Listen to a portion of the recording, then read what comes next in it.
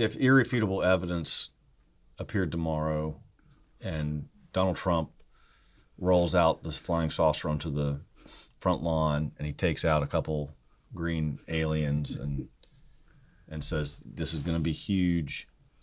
Take a look at this. I'm going to, I want my face on Mount Rushmore.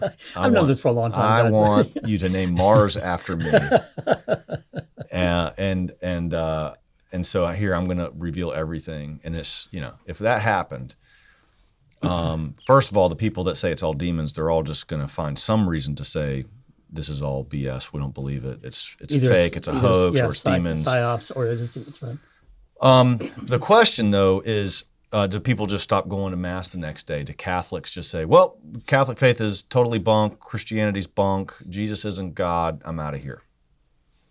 For over 200 years, the adversaries of the Christian faith, and especially the Catholic faith, have tried to claim that's the case. So, excuse me, I'm sorry. Right. So, for instance, Thomas Paine, who's the pamphleteer and writer who Common Sense, British, right? Supporting the American Revolution, very influential in his day. He's an atheist, and he wrote extensively about extraterrestrial intelligence, that he believed it was real, and said, and therefore it disproves the Christian faith. Yeah. And you've had people try to do that, for a long time, that if this is real, it disproves the Christian faith.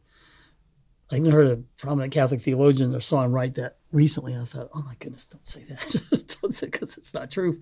Number one. And number two, you're setting people up to leave the church once this is revealed, if it is disclosed. So I heard a priest make a joke one time, and I thought it was very funny, because he's living a celibate life, and he says, man, if they find the body, meaning Jesus's body, he says, if they find the body, I'm out of here.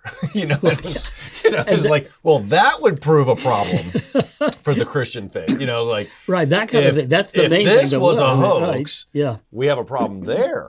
But finding little green Martians, that's not a problem. Sorry. So so some folks would have to try to find some way to explain away, but I think you would have some people misled by that claim. And in fact, by the claim of people like this theologian I'm talking about and others that it is contrary to the Catholic faith. If they get irrefutable scientific evidence that's there, then some are going to say, okay, I'm not going back to mass. It's all wrong. That's why I wrote my book. The main reason I wrote my book, that they have a reason. That's why we published the book. We published that book. And read that and say, no, that doesn't contradict my faith. Yeah. My faith has room for that. It has for 2,000 years. So you'll have those. But interestingly enough, there will be people who come knocking on the church's door. And they already are. I know several personally. I know others who are, I believe, on their way.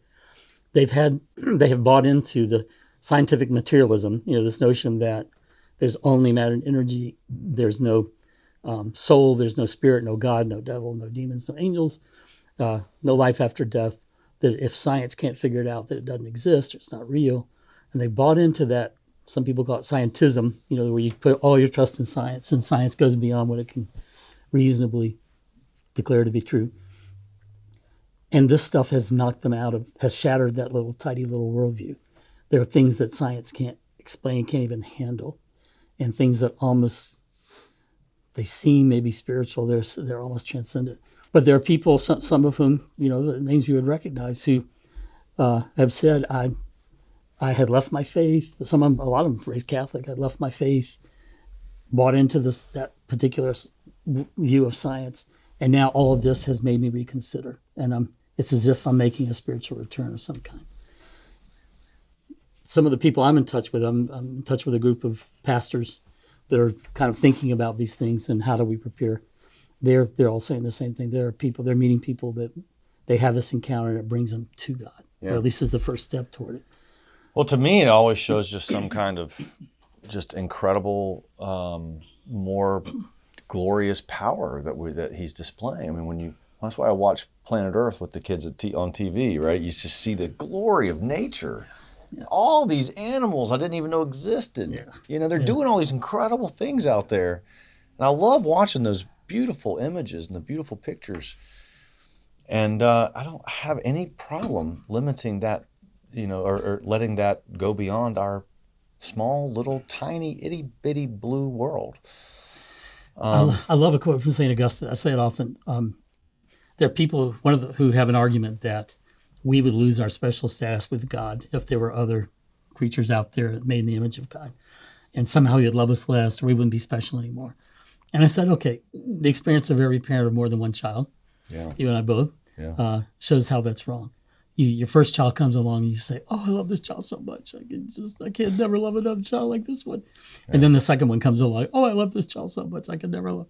And you realize that when you have more than one, your love isn't divided, it's multiplied.